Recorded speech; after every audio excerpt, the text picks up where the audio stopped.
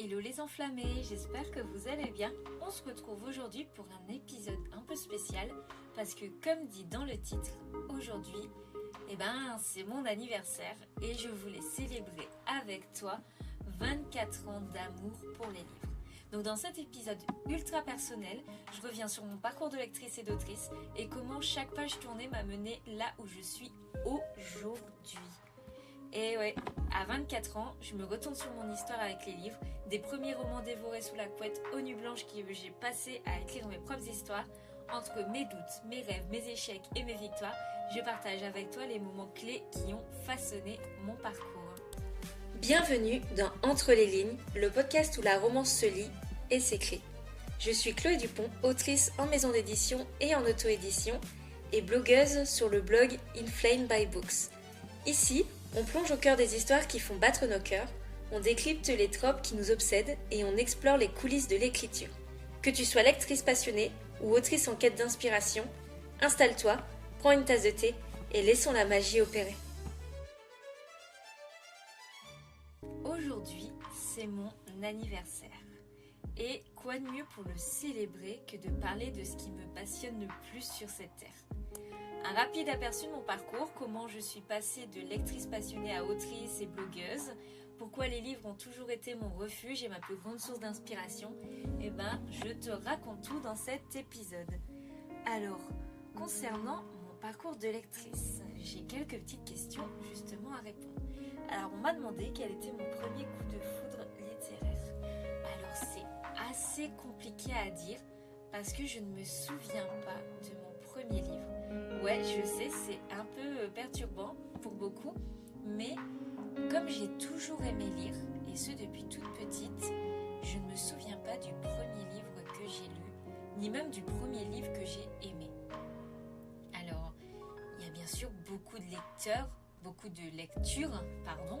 qui m'ont influencée et qui m'ont marquée. Plein même.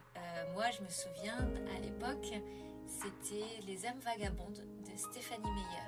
Ça a été le premier livre que j'ai relu. Et quand je dis que je l'ai relu, c'était, je l'avais à peine fini, que je le relisais. Et je me souviens encore que même, des fois, j'avais pas envie de lire le début parce qu'il était des fois un petit peu long et que j'avais pas envie de le relire. Je savais exactement à quelle page je devais aller pour me retrouver au moment où les péripéties me plaisaient le plus. Ouais. C'est vraiment un livre qui m'a marqué. D'ailleurs, j'aimerais bien le relire maintenant à l'âge adulte pour voir s'il me marque autant, mais j'ai tellement peur de la déception que je ne sais pas quoi faire. Alors dis-moi en commentaire, toi, si tu le relirais à ma place ou pas. Je serais curieuse de savoir. Mais oui, je me souviens pas de mon premier coup de foudre littéraire.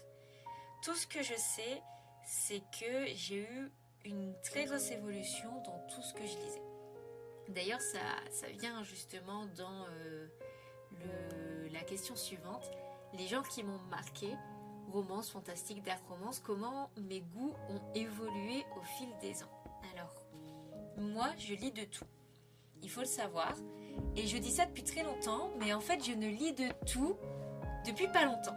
Alors, je t'explique. Moi, j'ai toujours dit, mais moi, je lis de tout, j'ai pas de genre de prédilection, alors que c'est totalement faux. J'adore la romance, sous tous les genres, que ce soit de la romance contemporaine, de la romance fantastique, de la romantasy. J'ai un peu plus de mal avec le drame romantique, mais ça m'arrive d'en lire, même si du coup c'est du drame romantique et pas de la romance. Par contre, c'est vrai que je ne lis pas de romance, de dark romance, pour plein de raisons différentes que je ne vais pas détailler ici parce que l'épisode promet déjà d'être un peu long, mais je ne lis pas de dark romance. Mais sinon, hormis ça, je lis principalement de la romance parce que j'adore ça. Après, j'adore aussi l'urban fantasy, le fantastique, la fantasy sans qu'il y ait de romance dedans.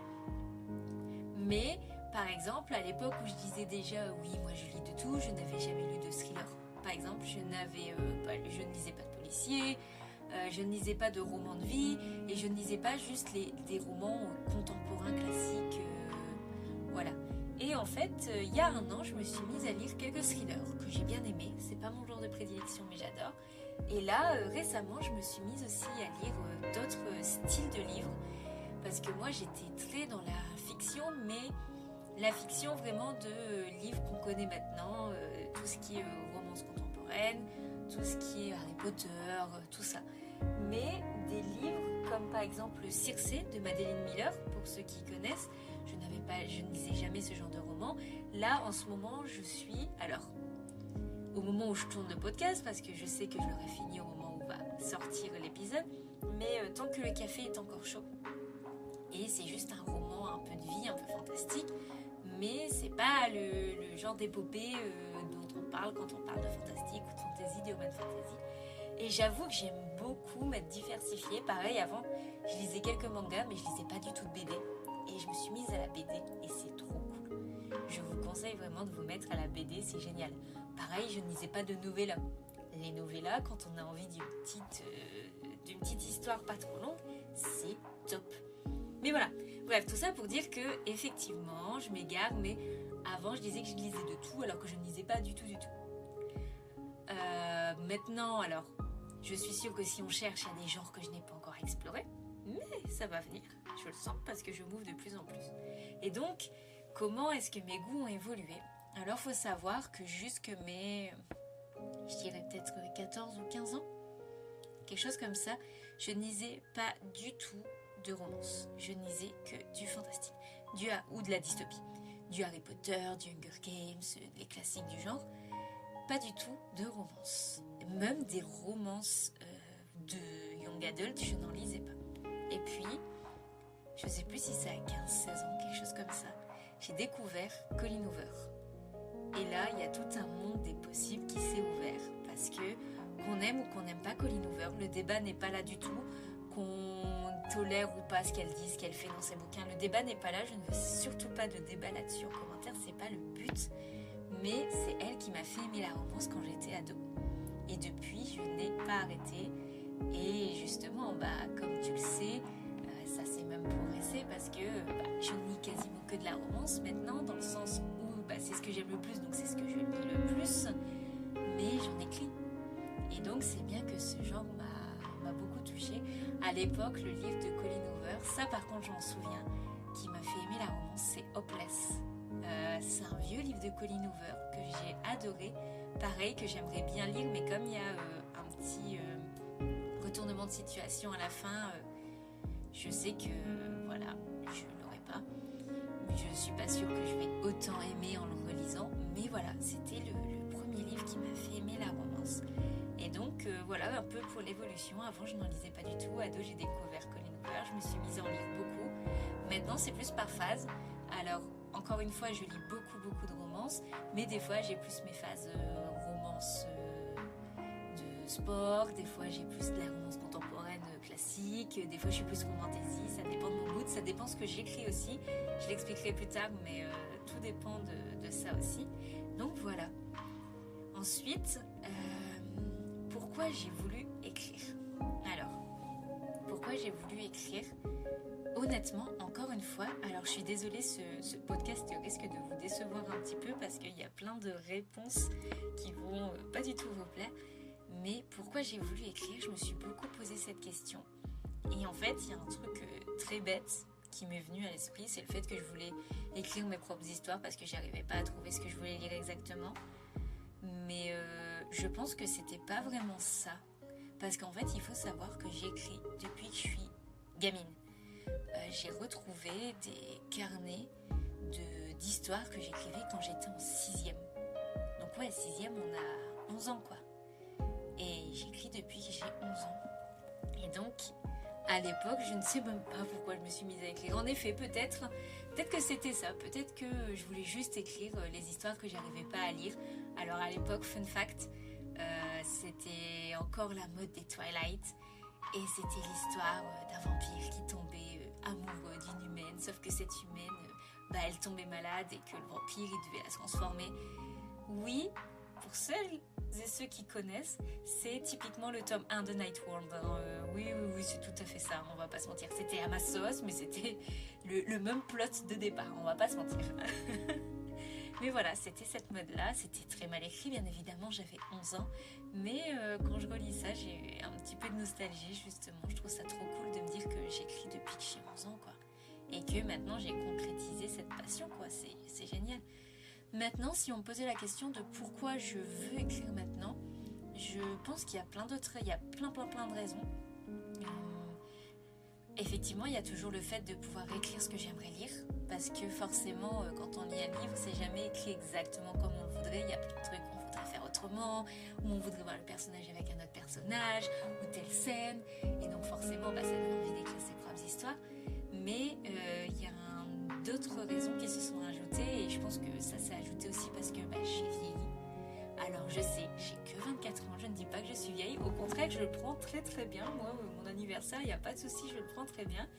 Mais j'ai quand même évolué forcément, de 11 ans à 24 ans heureusement. Et déjà je veux faire rêver mes lectrices, même si je sais que j'ai beaucoup plus de lectrices femmes que de lecteurs hommes du coup. Mais voilà, moi je voulais les faire rêver parce que la lecture, ça a toujours été quelque chose dans lequel je me suis réfugiée.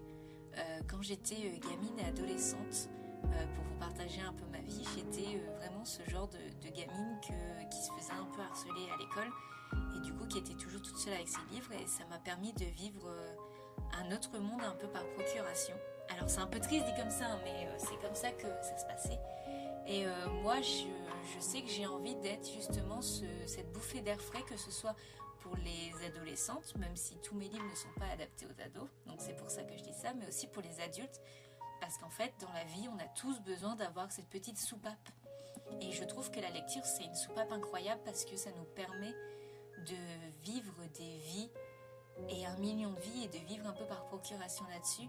Et il y en a beaucoup qui trouvent ça super triste, mais moi je trouve ça beau justement parce que on ne pourrait pas vivre tout ce qui est vécu dans les livres, déjà tout ce qui est fantastique, fantasy, voilà.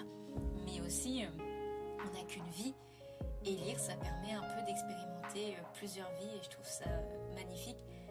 Ensuite, la lecture, ça aide aussi, moi ça m'a beaucoup aidé quand j'étais plus jeune, en français, forcément, parce que on lit, on voit les conjugaisons, on voit l'orthographe, et puis pour la culture générale, ça aide beaucoup parce qu'on découvre plein de trucs dans la lecture. Mais il y a aussi une autre raison qui a évolué, qui est apparue il y a 2 ans maintenant à peu près, c'est le fait d'éduquer. Alors, éduquer, qu'est-ce que je veux dire par là ? C'est que je me suis moi-même éduquée dans une association à tout ce qui est les causes sociales et les causes féministes. Et je me suis rendu compte qu'il y avait encore beaucoup de travail à faire là-dessus. Et notamment tout ce qui est par exemple les questions de sexualité ou ce genre de choses, où malheureusement les jeunes maintenant ils s'informent plus dans les films X qu'autre chose, et c'est pas le meilleur truc pour eux se développer. Donc moi maintenant mon écriture elle est devenue aussi là-dessus le but un peu d'éduquer et de contrer les stéréotypes, de donner la voix à des types de personnages qu'on ne voit pas toujours. Mon but maintenant c'est vraiment d'être de plus en plus inclusive dans mes romans. Alors ça commence tout doucement, je peux pas tout faire à la fois, c'est pas possible bien évidemment, mais j'essaye de faire de mon mieux. Comment dire, par exemple une petite anecdote, mais dans ma nouvelle gratuite qui est disponible sur mes liens si vous allez sur mon compte auteur, mais j'ai écrit une nouvelle gratuite qui est spin-off de ma série de tomes compagnons de romance qui est chez Alter Real. Et dans cette nouvelle, à un moment, il se passe ce qui se doit se passer entre 2 personnages.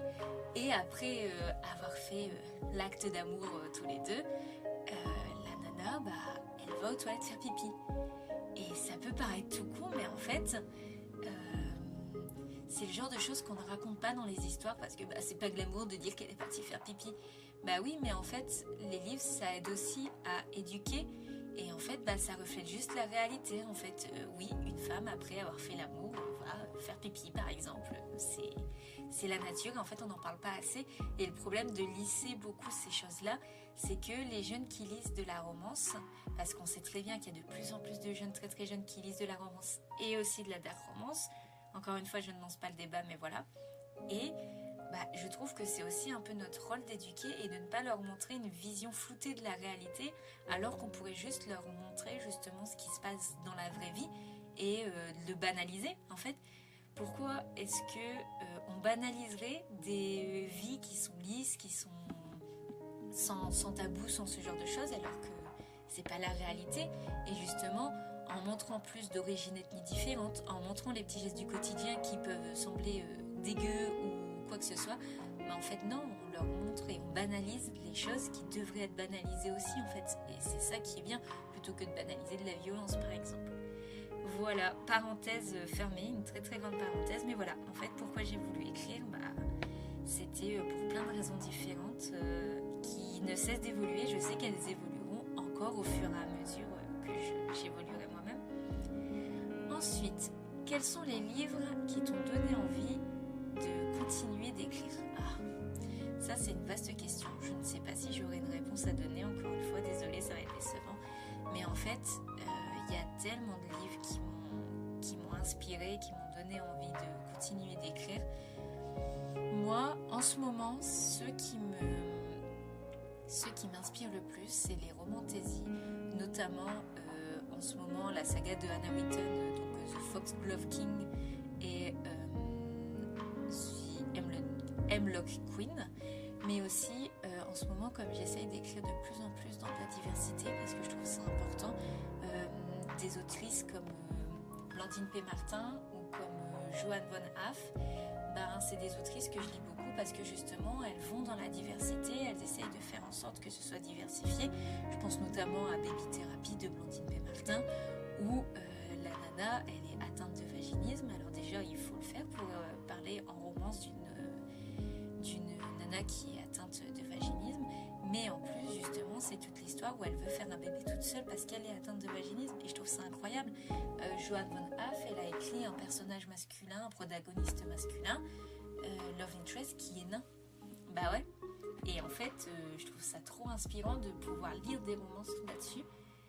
Et voilà, donc il y a beaucoup de livres qui m'ont donné envie de continuer à écrire et il y en aura toujours plein. Je peux pas faire une liste comme ça parce que la liste ne serait pas exhaustive et que tout simplement, en fait, je pense que même les lectures qui ne me bottent pas plus que ça, en fait, je pense que je me façonne aussi à absolument toutes les lectures que je fais, que ce soit de ce que je ne veux pas reproduire ou de ce que j'aimerais reproduire, des émotions que ça m'a procuré, des images mentales que ça m'a donné. Enfin voilà, peu importe en fait, toutes les lectures que je fais me nourrissent et donc elles font tout évoluer ma plume et même celles que je n'ai pas aimées, je ne regrette pas justement de les avoir lues, de les avoir commencées tout du moins parce que ça m'aide aussi au quotidien. Ensuite, le moment où j'ai compris que la lecture était plus qu'un passe-temps, la transition entre j'aime lire et je veux faire partie de ce monde. Encore une fois, ça revient le pourquoi j'ai voulu écrire. Il n'y a pas de transition claire et nette. Par contre, il y a eu un événement qui a fait que, mais je vous le décris pas tout de suite, on va passer d'abord à la partie 2 de lectrice à autrice. Alors j'ai déjà un petit peu commencé, notamment là on m'a reposé la question, ma première histoire écrite, c'était un vrai désastre, effectivement je vous l'ai dit, c'était ma romance vampire, qui était écrite en plus pour la petite anecdote justement, qui était écrite dans des cahiers de brouillon au crayon bois. Alors j'espère qu'un jour j'espère que ça ne s'effacera jamais parce que c'est pépite à lire. En plus l'anecdote fun c'est que en fait moi j'étais une petite délinquante quand j'étais en primaire et au collège parce qu'en fait il y en a plein qui se mettaient sur leur couette avec leur DS ou ce genre de choses et moi j'étais sous ma couette en train d'écrire ou en train de lire avec une lampe torche. Ouais, la thug comme on dit. Ouais, j'étais pas du tout comme les enfants de mon âge, c'est clair. Mais voilà, donc ma première histoire, c'était cette histoire de vampire un peu pourrie, mais c'était un vrai désastre. Mais bon, il fallait bien commencer quelque part. Pourquoi j'ai toujours écrit, même sans savoir si quelqu'un me lirait un jour. En fait, l'écriture, c'est un peu un exutoire pour moi. Déjà, quand j'étais gamine, je pense que quand tu écris quand t'es gamine, tu t'en fous de savoir un petit peu si tu seras lu et tout ça, t'écris juste pour toi. En fait, un enfant, il fait pas les choses souvent pour se faire voir, mais il les fait pour lui. Et en fait, l'écriture, c'était un exutoire parce que je suis quelqu'un d'hypersensible. Donc, je suis hypersensible et j'ai beaucoup d'imagination, beaucoup d'émotions qui montent en moi. Et écrire, ça me permet de tout coucher sur le papier. En fait, des fois, j'ai des idées en tête, des idées qui viennent de mes propres émotions, des idées qui viennent de mes rêves, de mes cauchemars, ou alors juste de choses belles, ou au contraire de choses hideuses que je vois en tant que témoin dans la vie quotidienne. Et en fait, c'est beaucoup d'informations pour moi et j'ai besoin de coucher sur papier ce qui me prend par la tête et ce que je ressens, juste pour pas exploser en fait. En fait, comme je disais déjà dans la première partie, la lecture et surtout l'écriture, du coup, pour moi, c'est des soupapes. Si j'ai pas ça dans ma vie, j'explose en fait. C'est aussi simple que ça. Je ne pourrais plus m'arrêter de lire ou d'écrire parce que je deviendrais complètement folle. En fait, ce serait une calamité pour moi. Alors, comment est-ce que j'ai osé partager mes écrits pour la première fois? Alors, comme tout un chacun, j'ai commencé sur Wattpad.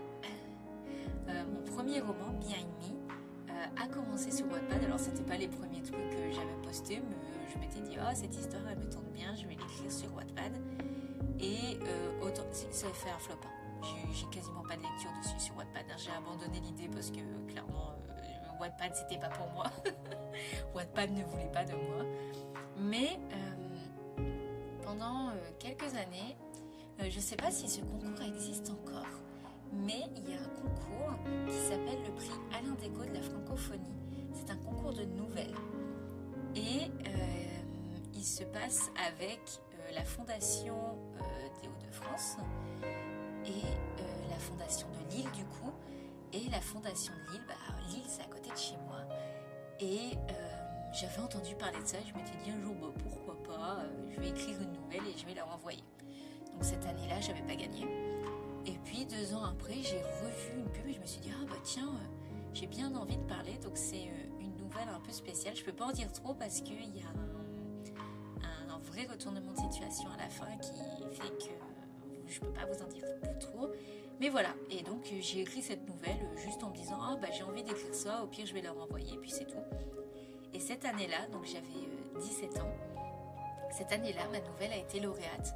Donc j'étais dans la catégorie moins de 18 ans en Hauts-de-France, parce qu'en fait ce concours est ouvert à toute la francophonie et c'est selon la région géographique et spécialement en France, il y a justement la France et il y a aussi les Hauts-de-France parce que comme la Fondation de Lille est dans les Hauts-de-France, voilà.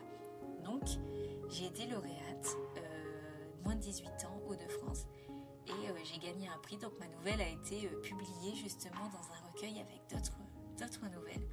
Et là je me suis dit, en fait, si je suis capable de gagner un concours avec une nouvelle, pourquoi est-ce que j'enverrai pas mon roman une fois qu'il sera terminé en maison d'édition? Et en fait, ça m'a boosté de fou. Et j'ai fini mon roman, Behind Me, et je l'ai envoyé en maison d'édition. Et la suite, vous la connaissez parce que il y a une maison d'édition qui a décidé de me faire confiance pour mon premier roman. Et maintenant, actuellement, j'en ai 5 de sortie, 2 qui sont en correction éditoriale et 1 en cours d'écriture encore à côté. Donc voilà, la magie a continué tout simplement. Mes premiers retours de lectrice, le moment où j'ai réalisé que mes mots pouvaient toucher les autres, alors forcément j'ai eu des retours, que ce soit des retours positifs ou des retours négatifs, et ça m'a boosté de fou. Même les retours négatifs, on va pas dire ça fait mal, surtout les premiers, mais c'est la règle du jeu. On sait très bien que quand on met nos écrits face à tout le monde, il y en a qui vont aimer, il y en a qui vont pas aimer, et c'est le jeu, et puis il faut s'y faire. Mes premiers retours, moi, ça a été des amis, surtout. Ça a été ma copine Cindy, qui tient la version de mon blog sur Facebook qui s'appelle encore Love of Books, même si moi j'ai changé. Je vous raconterai ces petites anecdotes sur un autre épisode. Mais voilà, et je me suis pris des torrents, que ce soit des torrents de compliments quand c'était des personnes proches ou même des personnes que je ne connaissais pas. Et aussi des fun facts. Je me souviens, mon premier roman, une fois, j'ai quelqu'un qui me demande sur les réseaux, qui est un jeune homme d'à peu près mon âge que je connais pas, qui m'envoie un message vocal pour me dire je te connais pas, je te connais ni d'Adam ni d'Ève, mais je voulais juste te dire que ton roman il pue la merde. Voilà, fin du message vocal. Je l'ai pas compris. Là je vous avoue, je l'ai pas mal pris, au contraire ça m'a fait plutôt rire parce que je me suis dit Ah oui, pour que le mec il prenne du temps pour m'envoyer un message vocal. En plus, un message vocal, c'est un peu violent quand même. Pour me dire ça, c'est que vraiment il a du temps à perdre, quoi. Mais voilà, c'est les hauts, les bas, c'est comme ça. Aujourd'hui, où est-ce que j'en suis dans mes projets, parce que c'est que le début de la grande aventure, j'imagine. Bah oui, je ne sais plus qui m'a envoyé ça, mais effectivement, c'est que le début d'une grande aventure. Alors, comme je le disais, donc j'ai une romance fantastique en duologie qui est en cours de correction éditoriale chez Alter Real. Et donc, qui est en cours de correction, comme je disais. Les 2 tomes vont sortir cette année. Si tout va bien, ce sera juin 2025 et novembre 2025. À côté, je travaille sur le tome 2 de mes novellas de romance fantastique, encore une fois, donc qui devrait sortir aussi cette année. Et mon tome 3 aussi devrait sortir cette année. Normalement, j'ai pas mal de sorties cette année. Ensuite, comme je le disais dans Journal Intime, l'épisode qui est sorti fin février, j'ai aussi une romance hockeyeur qui me trotte dans la tête. Et je pense que je vais peut-être la faire passer avant le tome 3 de ma romance fantastique, parce qu'en fait, cette romance, elle m'obsède, et donc je veux absolument l'écrire, et je sens que je vais y mettre toute mon âme et toutes mes tripes. Alors préparez-vous, parce que je pense que je vais pleurer en l'écrivant, et il y a peut-être moyen que vous pleuriez en la lisant. Mais voilà, ça c'était pour ces questions-là sur l'écriture. Ce que j'ai appris et mes conseils à mon moi plus jeune. Ce que je dirais à la petite fille qui rêvait d'écrire un livre, de continuer forcément, de lui dire que c'est pas toujours facile, que des fois on doute, qu'une fois qu'on a écrit le premier jet, il y a toute une phase de correction, et qu'après ces phases de correction, pour avoir un jet correct, il y a aussi les corrections éditoriales, donc que ce soit toutes les corrections orthographiques et tout ça. Et puis après, il y a les réseaux sociaux, où c'est super dur aussi de se faire voir sur les réseaux sociaux, mais qu'en fait, tout ça, au final, c'est que du bonheur quand même, parce que, en fait, moi, je pars du principe qu'il y a toujours des inconvénients et des avantages. À toute situation, il y a et des inconvénients et des avantages. Et qu'en fait, quand ça parle du travail qu'on veut faire, de notre métier, en fait, il suffit de choisir nos inconvénients. En fait, c'est juste... On choisit les inconvénients qu'on veut bien supporter, justement pour avoir cette vie-là. Et moi, s'il faut que je me batte avec Instagram et TikTok pour essayer d'avoir un peu de vues, s'il faut que je galère sur mes corrections et sur mes recherches, soit, pas grave, ça en vaut la chandelle, parce que quand moi j'écris et que je suis dans ce moment de flow où j'ai l'impression d'avoir écrit 15 minutes, j'ai écrit 3 heures, ou alors quand je vois des commentaires de lecteurs qui me disent qu'ils ont adoré, qu'ils ont pleuré, qu'ils ont ri, qu'ils ont adoré tel personnage, en fait ça réchauffe juste mon petit cœur d'autrice, et ça vaut toutes les galères du monde, quoi. Voilà ce que je dirais à la petite fille qui rêvait d'écrire un livre, même si à 11 ans je suis pas très sûre qu'elle comprendrait ce que je veux dire. Les leçons les plus importantes que j'ai tirées de mon parcours. Qu'être ambitieuse c'est bien, mais que des fois il faut quand même être un minimum réaliste. Quand j'ai voulu sortir Chains, Envol puis Pardon, en fait j'ai envoyé à la maison d'édition, j'avais fini Chains et j'étais en train d'écrire Envol, et en fait j'avais pas pensé au fait que le dernier tome, Pardon, j'allais galérer à l'écrire. Je me l'étais pas imaginé, parce que je voulais absolument l'écrire, c'était une histoire que j'adorais, mais en fait il y avait à la fois ce côté, en fait ça fait déjà 2 tomes, même si c'est pas les mêmes personnages dans l'univers, donc c'est un peu long. Et puis il y avait aussi le fait que dans un sens je voulais quand même pas les abandonner, et donc forcément j'ai galéré à écrire mon dernier tome, et en fait je me suis retrouvée à écrire mon dernier tome, donc qui doit faire 55 000, entre 55 000 et 60 000 je pense, mots, quelque chose comme ça, et je l'ai écrit en un mois.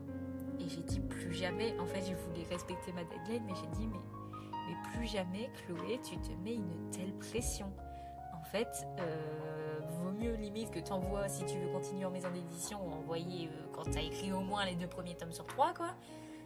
Ou alors tout simplement, je sais pas moi, mais si c'est de l'auto-édition, de pas faire des trucs trop rapprochés non plus, parce qu'en fait le problème c'est que du coup mon tome 3, j'ai pris moins de plaisir aussi à l'écrire que ce que j'aurais dû, et ça ça a gâché un peu l'expérience et c'est dommage, je trouve. Voilà, mais c'est ça les leçons, une des leçons les plus importantes, ouais, je dirais ça. Et puis ensuite aussi le fait de ne pas prendre les choses trop à cœur. Parce que ce soit quand on a des corrections édito en maison d'édition ou alors quand on fait appel à une éditrice quand on est en auto-édition, mais les corrections édito, des fois ça peut faire mal parce qu'on a Je me souviens pour Bien Me, mon Dieu, je vous ai jamais parlé de ça. Pour Bien Me, la première correction que j'ai reçue, en fait, ma correctrice Marine, parce qu'en fait c'est très drôle parce que Marine m'a corrigé Bien Me, elle s'est retrouvée chez Alteréal à me corriger mes romances et maintenant c'est elle encore qui me corrige mes romances fantastiques, donc elle me voit évoluer, c'est trop chouette, mais on sait comment on fonctionne l'une et l'autre. Et en fait quand elle m'a renvoyé Bien Me, j'avais l'impression qu'il y avait plus de trucs qui étaient fluotés que de choses qui n'étaient pas fluotées.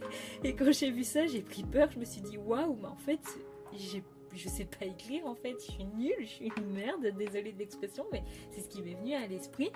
Et après j'ai dû prendre un temps à me dire ok, pose-toi, non, c'est pas parce que c'est fluoté que c'est mauvais, c'est juste que forcément tu apprends, c'est ton premier roman, si c'était pas bon, ils ne t'auraient pas choisi. Les maisons d'édition ne font pas des fleurs aux auteurs, ils se disent pas oh allez c'est son premier roman, elle est jeune, on va lui publier, non, ils prennent seulement s'ils estiment que ça va fonctionner quoi. Donc je me suis posée et je me suis dit, et c'est vrai que alors maintenant au fur et à mesure il y a de moins en moins de trucs fluotés dans le sens où il y a toujours des erreurs, il y a toujours des répétitions qu'on ne voit pas, il y a toujours des fautes d'orthographe, il y a toujours des moments d'incohérence parce que forcément pour nous on connaît toute l'histoire, on connaît toute la vie de nos personnages, donc tout est logique, mais ça l'est pas pour les... Donc c'est normal tout ça. Mais voilà, c'est ça aussi, c'est une des grandes leçons, je trouve que l'écriture c'est une énorme leçon d'humilité et qu'il faut vraiment beaucoup d'humilité pour écrire parce que ce soit les corrections ou que ce soit les commentaires après qu'on peut se manger, je pense que voilà, tout le monde ne peut pas supporter ça et qu'il faut faire vraiment preuve d'une grande humilité quand on écrit. Dernière question, c'est la dernière, ça fait déjà plus d'une demi-heure que je podcaste là. Un message à celles et ceux qui hésitent à se lancer dans l'écriture. Et déjà il y a les conseils que j'ai donnés à mon moi plus jeune, qui peut s'appliquer aussi à des moi plus vieux, pas de souci là-dessus. Et vraiment, lancez-vous dans l'écriture si ça vous passionne. Ne vous lancez pas juste si c'est un hobby comme ça et que ça vous plaît pas.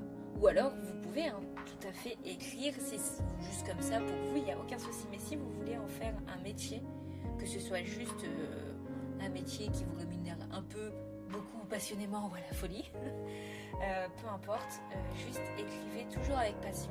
Et surtout, ne suivez pas des modes. Parce qu'on voit beaucoup des personnes qui écrivent en fonction de ce qui fonctionne en ce moment. Et dans un sens, c'est un peu le jeu aussi, mais ne vous forcez pas à écrire une histoire que vous ne voulez pas écrire. Parce que vous allez perdre toute la passion qui vient de l'écriture, justement. Et quand on perd cette passion, on se perd soi-même et je trouve ça trop dommage. Donc surtout, s'il y avait un conseil que je voudrais faire, c'est ça, c'est écrire les histoires que vous avez envie d'écrire. Peut-être que ce ne sera pas publié tout de suite, parce que c'est pas le moment pour les maisons d'édition, qu'il n'y a pas de lectorat sur le moment et tout. C'est possible, dans ce cas-là aussi, vous pouvez vous tourner vers l'auto-édition, il n'y a aucun souci. Mais oui, écrivez ce que vous avez envie d'écrire. Et s'il y a un deuxième conseil aussi que je donnerais, c'est ne lâchez pas, n'abandonnez pas. Si vous ressentez l'appel de l'écriture en vous, si vous le ressentez dans votre cœur, dans vos tripes, que écrire c'est vraiment ce que vous avez envie de faire, faites-le. Allez-y, franchement n'attendez pas, faites-le maintenant, lancez-vous parce que je pense que vous ne regretterez pas le faire et que vraiment c'est l'écriture, c'est une aventure de vie incroyable, que ce soit de monter très très haut dans les émotions ou très très bas dans les émotions. Vraiment, si ça vous appelle, si vous en avez envie, alors lancez-vous quoi. Voilà, c'est la fin de mes questions. Ça fait 34 minutes que je tourne. Merci à vous d'être là et de partager cette aventure avec moi. Si je devais avoir un vœu pour l'année à venir, c'est de continuer à écrire, de publier, d'échanger avec vous, de continuer à vivre de ma passion, même si des fois c'est un peu difficile parce que on n'a pas beaucoup de temps ou que la vie fait que voilà, mon vœu c'est de continuer contre vents et marées, de continuer à écrire. Et j'aimerais bien que vous me disiez, que vous me racontiez en commentaire le livre qui vous a marqué à jamais, ou alors si vous mangez avec moi des écrivains ou des apprentis écrivains, ou peu importe, j'aimerais bien avoir un petit peu vos réactions à chaud sur ce podcast. Est-ce que vous faites comme moi? Est-ce que vous faites pas comme moi? Qu'est-ce qui se passe?